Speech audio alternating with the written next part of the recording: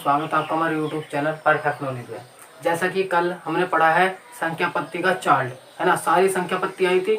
आज हम उनको एक एक को बारीकी से पढ़ने वाले हैं, है ना। पार्ट 3 में, पार्ट 2 में हमने पढ़ा है संख्या पत्ती का चार्ट। देखिए, तो जब मैंने यहाँ पर चार्ट बनाया था, संख्या पत्ती 2 भाग में बांटा था कि काल्पनिक संख्या, वास्तविक संख्या, इस तरीके से, है ना। और सारे पार्ट काट के यहाँ आए थे हम कि सम, विषम, भाज्य, अभाज्य, है ना। तो अब नीचे से पढ़ते चलेंगे चार्ट को, ठीक है। चलिए, तो सबसे पहला आया था हमारा सम संख्या, और इसे इंग्लिश में बोलते हैं इवन नंबर।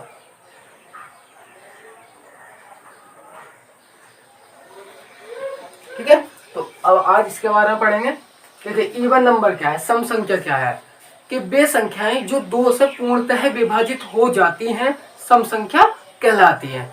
ठीक है, जैसे 2, 4, 6 इस तरीके की संख्या। चलिए परिभाषा लिखिए। वे संख्याएं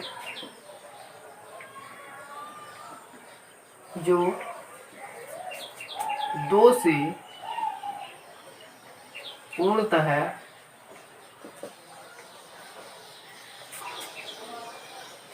विभाजित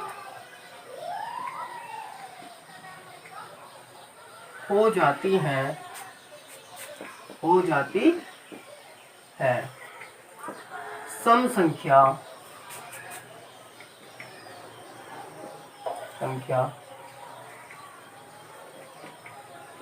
कहलाती है। ठीक है, समझ में आई परिभाषा कि जो संख्या 2 से विभाजित हो जाएंगी पूर्णतः वे सम संख्या कहलाएंगी। जैसे एग्जाम्पल देखिए, जैसे देखिए, सबसे पहले तो 2 ही होगी, 2 से 2 विभाजित हो जाएगा पूर्णतः। 4 होगी, 6 होगी, 8 होगी, इस तरीके से। अब देखो, हमने एक 0 भी लिखा था कि 0 एक सम संख्या है। देखो, अगर 0 में भाग दो ना 2 से, तो 0 बार ही चला जाएगा, यानी कि 0 इसका आंसर आ जाएगा। 0 में किसी से भाग दे तो 0 ही आता है ना, तो इसलिए ये हुआ। अब हमने उसमें देखो ऋणात्मक संख्याएं शामिल नहीं करी थी, है ना। जबकि देखो -4, अब इसमें 2 से भाग देना जरा, 2 दूनी 4, -2 निकल का भाग तो पूरा चला गया है ना। तो -4 भी क्या है, एक सम संख्या। अगर पूछ ले एग्जाम में तो आप सम संख्या लगाएंगे। ठीक है, इसमें इसलिए मैं ऐड भी कर रहा हूँ, जैसे -2, -4, इस तरीके से इधर को। ठीक है, इसी तरीके से इधर को। ये क्या हुई, हमारी सम संख्या की डेफिनेशन हुई कि वे संख्या जो 2 से पूर्णतः विभाजित हो जाती है सम संख्या कहलाती है। जैसे कि 0 होगा, 2 होगा, 4 होगा, इस तरीके से। और माइनस में भी हो सकती हैं कि 2 -4 -6, क्योंकि ये भी विभाजित पूर्णतः ही हो रहा है, क्योंकि डेफिनेशन जब तो सेटिस्फाई होगी, है ना। चलिए, अब आता है अगला नंबर हमारा था विषम संख्या। चलिए, नंबर 2 था चार्ट में हमारा विषम संख्या, यानी कि ओड नंबर।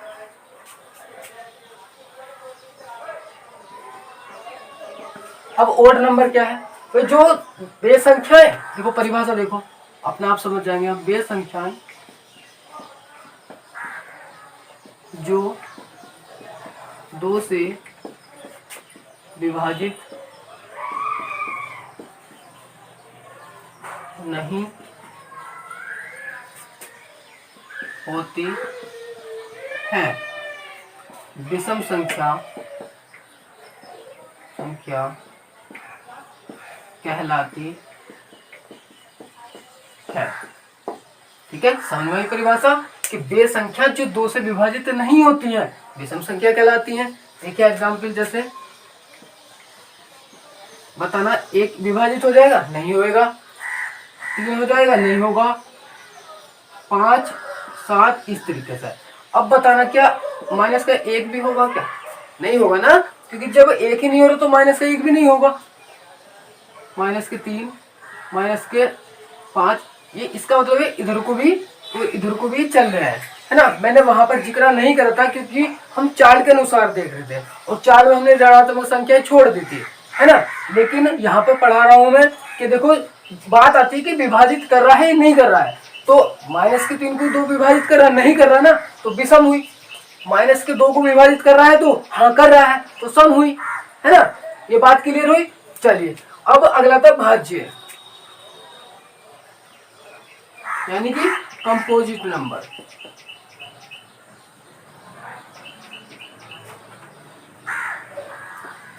ठीक है, भाज्य। अब देखिए भाज्य की क्या डेफिनेशन है कि वह संख्या जिसके के दो से अधिक गुणनखंड हो, यानी कि वह संख्या जो खुद से भी कटेगी और अन्य से भी कटेगी और एक से भी कटेगी, यानी कि दो से अधिक संख्याओं से कट जाएगी वो।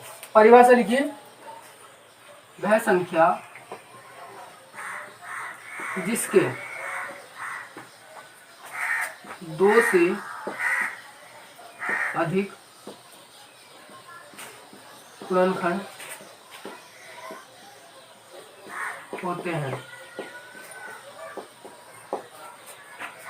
भाज्य संख्या कहलाती है। भाज्य संख्या कहलाती है। ठीक है, जैसे एग्जाम्पल देखो, भाज्य संख्या क्या है कि वह संख्या जिसके दो से अधिक गुणनखंड होते हैं, यानी कि वो दो से गुणनखंड अधिक होंगे तो हमारी भाज्य होगी। देखो जैसे 4, 6, 8, 9, 10, 12। अब देखिए हमने इस तरीके से और भी है ना। अब देखिए इसके आप गुणनखंड कीजिए, है ना। 4 की गुणनखंड कीजिए, 2 दूनी 4, 2 का ना 2 और 1 का ना 1, यानी कि देखो 4 जो है ना, एक तो 2 से विभाजित है, फिर 1 से विभाजित है और एक अपने आप से विभाजित है, यानी कि वो संख्या जो इन्हें काट दे पूरा पूरा। यहाँ भी यही परिभाषा की संख्या, वो संख्या गुणनखंड, यही मतलब है उसका गुणनखंड कब होगा, वो संख्या कि जब उसे पूरा पूरा काट देगी। तो देखो 2 भी है, 2 4 को पूरा पूरा काट दे, 4 भी काट दे और 1 भी काट दे, तो कितने गुणनखंड हो गए, 3 हो गए। कि एक तो खुद 1 हो गया, 2 हो गया, 4 हो गए, ये इसके क्या हो गए, गुणनखंड हो गए। तो देखो 2 से तो अधिक है, जब 2 से अधिक है तो क्या होगी, भाज्य होगी, है ना। यही तो परिभाषा में लिखा कि वह संख्या जिसके 2 से अधिक गुणनखंड होते हैं भाज्य संख्या कहलाती है। तो देखो 2 से अधिक है, इसके भी 2 से अधिक होंगे, आप करके देख लेंगे सबके, है ना। चलो तो ये तो हुई हमारी भाज्य की। अब देखते हैं अभाज्य संख्या।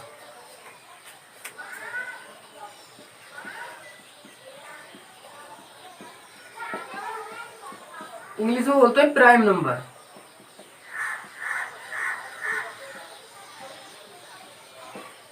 देखिए प्राइम नंबर बिल्कुल इसकी उल्टी कर देंगे कि 2 से अधिक, इसमें केवल और केवल कितने होंगे, 2 होंगे। देखिए वह संख्या जिसके केवल और केवल 2, कितने, 2 गुणनखंड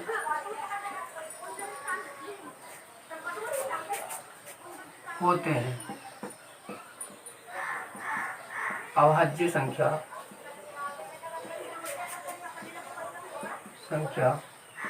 कहलाती है। ठीक है, देखिए बिल्कुल परिभाषा उल्टी है कि वह संख्या जिसके 2 से केवल और केवल 2 गुणनखंड होते हैं, उसमें 2 से अधिक थे, इसमें केवल और केवल 2 गुणनखंड होते हैं, अभाज्य संख्या कहलाते हैं। देखिए कैसे, कौन से एग्जाम्पल आएंगे बताना आप। 2, 3, 5, 7, ठीक है 2 के गुणनखंड कीजिए भाई। 2 एक तो 2 से कटेगा, ठीक है 2 इसका गुणनखंड हुआ। 2 एक किससे कटेगा, 1 से कटेगा, और किसी से कटेगा पूरा पूरा नहीं ना। तो इसके 1 और 2 ही गुणनखंड है, इसका मतलब 2 है केवल और केवल। ऐसा भी नहीं कि 1 होगा, ऐसा भी नहीं कि 1 होगा, 2 ही होंगे। देखो 2 है तो ये क्या हुई, अभाज्य, है ना। अब देखो आपके दिमाग में सवाल आ रहा होगा कि एक मैंने उसमें भी बताया था चार्ट में, एक भाज्य संख्या है या अभाज्य है ना। तो एक न तो भाज्य है और न ही अभाज्य है। ठीक है, नोट में लिखेंगे ये बात। अब देखेंगे 0, 0 भी न तो भाज्य है और न ही अभाज्य। ठीक है, ये बात दिखाई दे रही है आपको स्पष्ट? तो ये बात नोट कर लेंगे, इंपोर्टेंट बात है यहाँ से। ठीक है, भाज्य की आपको कंप्लीट हुई और ये सम विषम और भाज्य अभाज्य कंप्लीट हुए, है ना। इसमें यही बात इंपोर्टेंट है और ये चीज है। ठीक है, अब अगला पार्ट हमारा क्या था कि हमने 4 पार्ट पढ़े थे इसमें प्राकृत संख्या में। अब प्राकृत संख्या पढ़ेंगे और शून्य पढ़ेंगे और उसके बारे में ऊपर को पार्ट पढ़ेंगे। ठीक है, चलिए अब हमने सम विषम भाज्य अभाज्य कंप्लीट पढ़ ली। अब उससे ऊपर क्या थी, प्राकृत और शून्य। अब प्राकृत के बारे में पढ़ते हैं। प्राकृत संख्या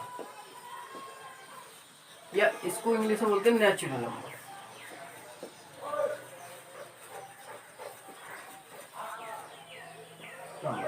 ठीक है भाई, देखिए क्या होती है परिभाषा, डेफिनेशन देखिए, आपको स्पष्ट होगा बिल्कुल। गिनती में प्रयोग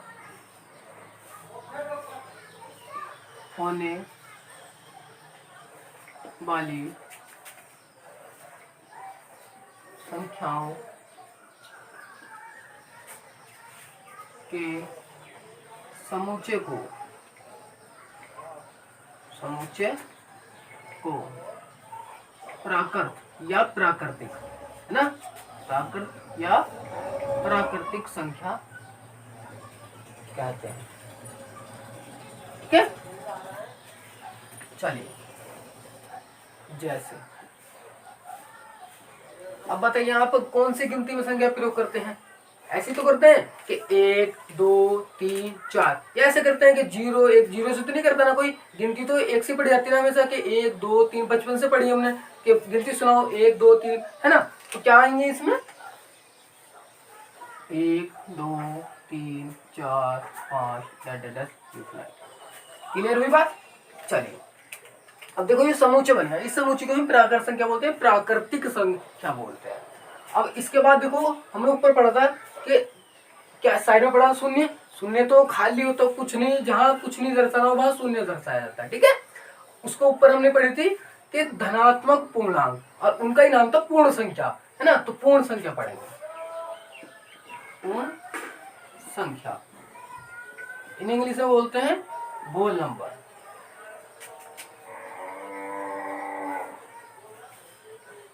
ठीक है भाई, होल नंबर। अब देखिए होल नंबर की डेफिनेशन कुछ नहीं है, अगर मैं इस समूचे में 0 को और डाल दूं ना तो किसका समूचे बन जाएगा, पूर्ण संख्या होगा। समझ गए? चलिए देखिए डेफिनेशन, अगर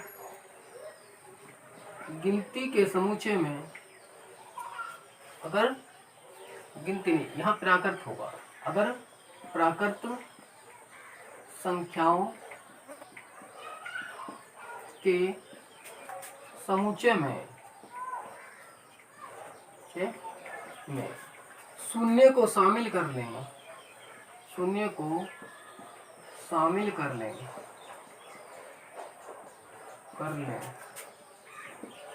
तो वह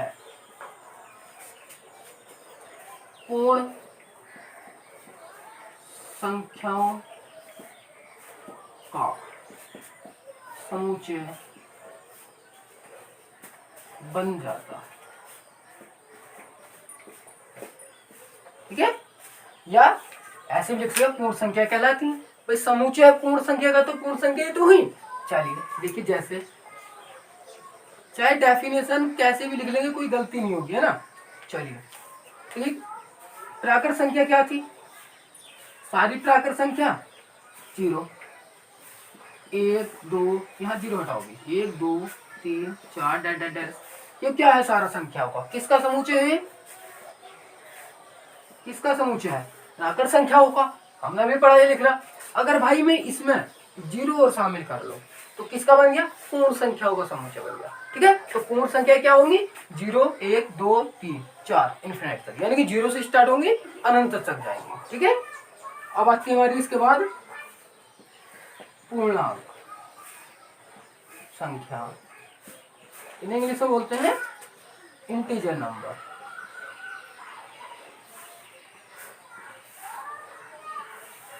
ठीक है। चलिए देखो, अब पूर्ण संख्याओं के समूचे में अगर हम ऋणात्मक संख्याओं को शामिल कर ले तो क्या बन जाएंगी, पूर्णांक बन जाएंगी। ठीक है, देखिए डेफिनेशन, अगर हम पूर्ण संख्याओं के समूचे में ऋणात्मक संख्याओं को शामिल कर लें तो आप ऐसे भी कह सकते हैं कि पूर्णांक संख्याओं का समूचय बन जाता है, या सीधा सीधा कह देंगे पूर्णांक संख्या कहलाती है ना। पूर्णांक संख्याओं का समुच्चय बन जाता है, यानी कि अब समुच्चय जब पूर्णांक का बन गया तो पूर्णांक तो होगी, है ना। चलिए ये अब देखते हैं होगी कौन कौन सी भैया, जैसे बताइए आप कि भैया 0 1 2 3 4 इन्फिनाइट तक यही तो है हमारी पूर्ण संख्या। अब इनमें क्या शामिल करना है, ऋणात्मक संख्याओं को। तो ऋणात्मक संख्या कौन सी है, -1 -2 -3 डेट इन्फिनाइट माइनस तक। तो क्या का समुच्चय बन गया, पूर्ण संख्याओं का बन गया, या सीधे सीधे यहाँ कहते हैं पूर्ण संख्या कहलाती है ना। आपको समझ में आया होगा फिलहाल। चलिए, तो हमने प्राकृत पूर्ण पूर्णांक पढ़ लिया। अब इसके ऊपर दो बात और थी, ये पूर्णांक में एक तो धनात्मक थी, ऋणात्मक, मतलब है ना। तो पूर्ण हमने संख्या पढ़ ली। अब ये जो कटी थी कहां से कटी थी, ये पूर्णांक में इधर भिन्न है ना, एक भिन्न आई थी ना इधर पार्ट में हमने जब पढ़ा था। तो भिन्न देखिए, मैं यहाँ पे ही पढ़ा रहा हूँ, कोई इतनी बड़ी डेफिनेशन या कुछ नहीं है। देखो, वह संख्या जो अंश बटे हर के रूप में व्यक्त हो क्या कहलाती है, भिन्न कहलाती है। ठीक है, भिन्न कहलाती है।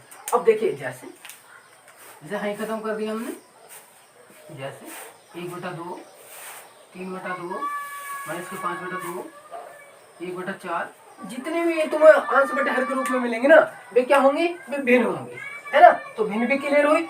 अब हमारा अगला पार्ट था इससे ऊपर इधर परिमेय और अपरिमेय, है ना। तो पहले परिमेय पढ़ेंगे फिर अपरिमेय पढ़ेंगे। चलिए अब पढ़ते हैं परिमेय संख्या, इंग्लिश में बोलते हैं रेशनल नंबर।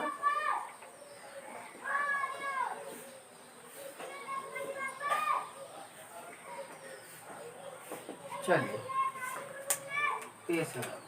देखिए, परिमेय संख्या क्या होती है, वे संख्या जिन्हें हम P/Q के रूप में लिख देंगे वे क्या होंगी, परिमेय संख्या होंगी। ठीक है, देखिए डेफिनेशन स्पष्ट हो जाएगी। वे संख्याएं जिन्हें हम P/Q के रूप में कहाँ से लिख रहे हैं, रूप में लिख सकते हैं है, और जहाँ P, Q पूर्णांक होते हैं, वह Q = 0 नहीं होता है। देखिए ये बराबर है, अगर मैं इसे काट दूं इसका मतलब नहीं कि बराबर नहीं होगा 0 के। ठीक है, कभी भी 0 के बराबर नहीं होगा।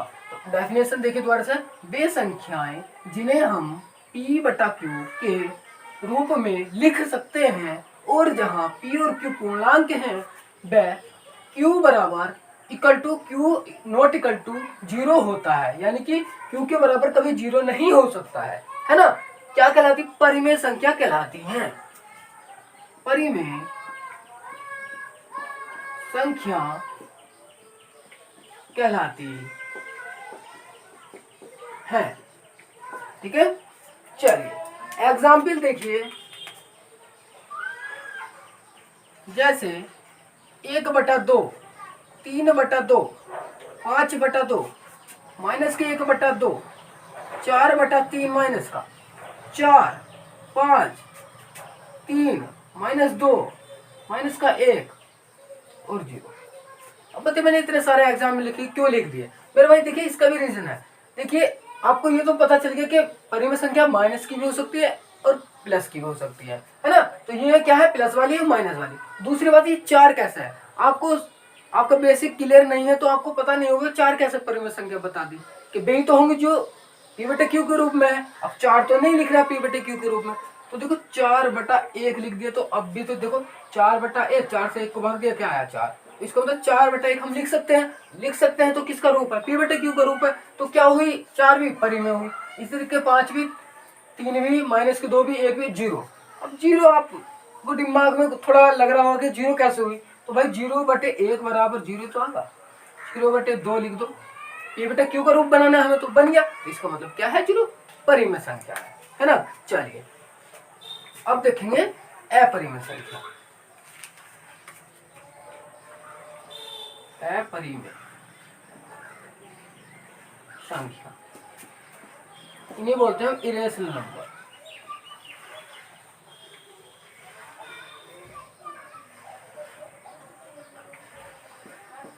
ठीक है, अब देखिए, देखो अगर ऐसे h पा दिया जाए तो परिमेय संख्या लिखा पड़ा है। अब ए लगा तो इसका मतलब तो नहीं कि वे संख्याएं जिन्हें हम P/Q के रूप में व्यक्त नहीं कर सकते या नहीं लिख सकते हैं। एक ये डेफिनेशन, वे संख्याएं जिन्हें हम P/Q के रूप में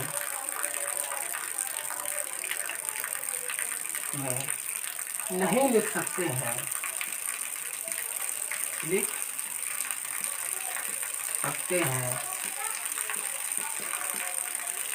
अपरिमेय संख्या कहलाती है। जैसा एग्जाम्पल देखेंगे, जैसे ठीक है, जैसे √2, -√3 या √3, √5, पाई और √7, ये सारी क्या है? अपरिमेय है। क्यों अपरिमेय? क्योंकि इन्हें हम P/Q रूप नहीं दे सकते हैं। देखिए इसे दे देंगे आप, क्योंकि इसका मान जो होता है 1 पॉइंट कुछ होता है, चलता चला आता है, इसका मान निश्चित नहीं होता है। जिसका मान निश्चित नहीं होगा उसे कैसे P/Q रूप दे दोगे? अब पाई, देखो पाई मैंने उसमें ही बताया था पिछले वाले वीडियो में, जो जब संख्या पद्धति का चार्ट बना था। 22 का मान 22/7 होता है। अब ये 22/7 तो क्या है? परिमेय है। लेकिन ये पाई जो मान है ये रियल मान नहीं होता है इसका, केवल अपने सवाल का आंसर लाने के लिए हम ये 22/7 मान लेते हैं। इसलिए पाई का मान होता है जो 3.14, इस तरीके से कंटिन्यू चलता चला जाता है अनंत तक, पता नहीं मैंने कहा था। तो इसलिए इसे भी नहीं लिख सकते। तो क्या है? परिमेय है। इंपॉर्टेंट बात है, ये अक्सर पूछी जाती है पाई और 0 में, है ना। तो ये हमने पढ़ ली। अब इससे ऊपर परिमेय जो अपरिमेय से हमने 2 ही बात पढ़ी थी कि कहाँ से कटी थी? वास्तविक संख्या होता है ना। वास्तविक संख्या पढ़ेंगे और थोड़ा हम काल्पनिक संख्या के बारे में पढ़ेंगे, है ना। चलिए अब हमने परिमेय अपरिमेय कंप्लीट पढ़ ली। अब पढ़ते हैं वास्तविक संख्या। देखिए वास्तविक संख्या कौन सी? वास्तविक संख्या यानी कि रियल नंबर।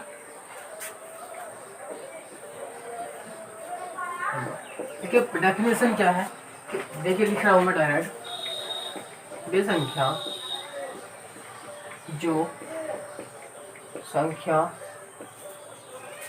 रेखा पर मार्कर नहीं चली, संख्या रेखा पर दर्शाई जा सकती है या प्रदर्शित की जा सकती है, प्रदर्शित की जा सकती हैं है, वास्तविक संख्या कहलाती है। संख्या कहलाती है। ये तो डेफिनेशन थी। अब देखिए कौन कौन सी, जैसे 0 1 2 3 डैश इनफिनाइट -1 -2 -3, ठीक है। ये प्लस की चलिए रखो। ये सारी इस पे जितनी भी संख्या आएंगी वास्तविक संख्या होंगी, ठीक है। इस पे सब आ जाएंगे, जैसे √2 और 1/2, है ना। ये सारी संख्या इस पे आ जाएंगे, ठीक है। चलिए अब हमारा नंबर था इधर काल्पनिक संख्या, यानी कि इमेजिनरी नंबर।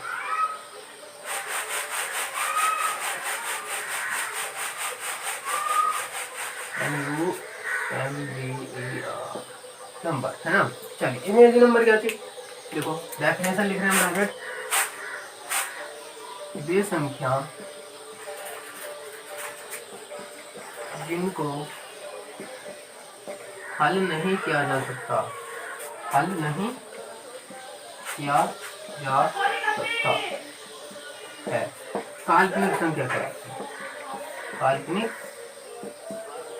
संख्या कहलाती है, ठीक है। जैसे अब उन्हें हल नहीं कर सकते, यानी कि हम उनका मान नहीं निकाल सकते, है ना। देखिए कैसे, -√4 काट लेंगे, -√5, अंदर 7, इनका मान नहीं निकाल सकते। देखिए जबकि 4, अगर 4 खाली हो तो वर्गमूल इसका 2 हो जाएगा, है ना, क्योंकि 2 का वर्ग है 4, ठीक है। अब माइनस आ गया, तो अब माइनस का वर्गमूल होता ही नहीं, तो हम इनका मान नहीं निकाल सकते हैं। तो ये हमारी क्या होंगी, काल्पनिक संख्या होंगी, इमेजिनरी नंबर। सबसे लास्ट में एक संख्या और आती है, सह अभाज्य संख्या, यानी कि इसका मतलब तो को प्राइम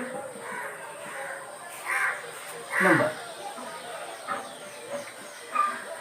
ठीक है। देखो ऐसी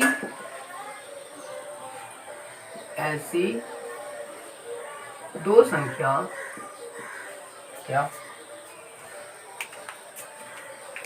ऐसी दो संख्या जिनका HCF केवल और केवल एक हो, क्या होंगी, सहभाज्य संख्या, यानी को प्राइम नंबर होंगी। जैसे देखो इंपोर्टेंट बातें ये पूछी जाती है, 1,3, 5,4, 3,2, 5,7, ठीक है। ये सारी संख्याओं का HCF 1 होगा, 3 और 1 का HCF 1 होगा, 5 4 का 1 होगा, 3 2 का 1 होगा, 5, यानी कि उनका HCF दोनों का निकल कितना आएगा, 1 आएगा, तो सहभाज्य संख्या होगी। अगर असहभाज्य हो जाएगा तो उनका HCF 1 के अलावा कुछ और भी आएगा, यानी कि 2 4 6 कुछ भी आ जाएगा, लेकिन एक ही नहीं होगा, असहभाज्य, ठीक है। असहभाज्य की डेफिनेशन मैं लिखवा रहा हूँ, कहीं भी पूछी जाती है असहभाज्य संख्या, तो असहभाज्य संख्या तो सीधा सीधा HCF क्या होगा, 2 3 कुछ भी हो सकता है ना। तो ये हमारी सारी कंप्लीट हुई, सारी डेफिनेशन है और सब कुछ कंप्लीट हुआ। अगर ये आपको समझ में आया हो और अच्छा लगा हो तो वीडियो को लाइक कीजिए और ज़्यादा से ज़्यादा शेयर कीजिए, ताकि हमें मोटिवेट मिले। और कमेंट में लिख के जरूर बताइए मेरे भाई कि कैसी लगी और आपको समझ में आया नहीं आया। अगर आप एक कमेंट करते हैं तो मुझे बहुत देर से सुकून नहीं होती कि हाँ भाई मैंने किसी को समझा पाया अच्छे से, कि हाँ भाई मैं अच्छे से कोई चीज़ बता पाया हूँ, है ना। और मैं कंटिन्यू वीडियो बनाता रहूँगा, बस आप मेरा साथ दीजिए और लाइक कीजिए और ज़्यादा से ज़्यादा शेयर कीजिए, ताकि हाई स्कूल वाले बच्चे अच्छे नंबर ला सकें इस बार और अच्छे से अपनी तैयारी कर सकें। मैथ का डर टाल दूंगा भाई, बिल्कुल बिल्कुल सिंपल से पढ़ा रहे हैं, आपको दिखाई दे रहा हो कितना आसानी से पढ़ा रहे हैं ना। चलिए लाइक कर दीजिए और वीडियो को शेयर कीजिए ज़्यादा। फिर से कह रहे हैं कमेंट जरूर करिए, कमेंट करके जरूर बताइए आपको कैसी वीडियो लग रही है ना। चाहे अच्छी लगे है तो अच्छी बताइए, अगर गलत अच्छी नहीं लगे तो अच्छी नहीं बताइए, है ना। जैसी लगे बताइए, ठीक है। चलिए जय हिंद।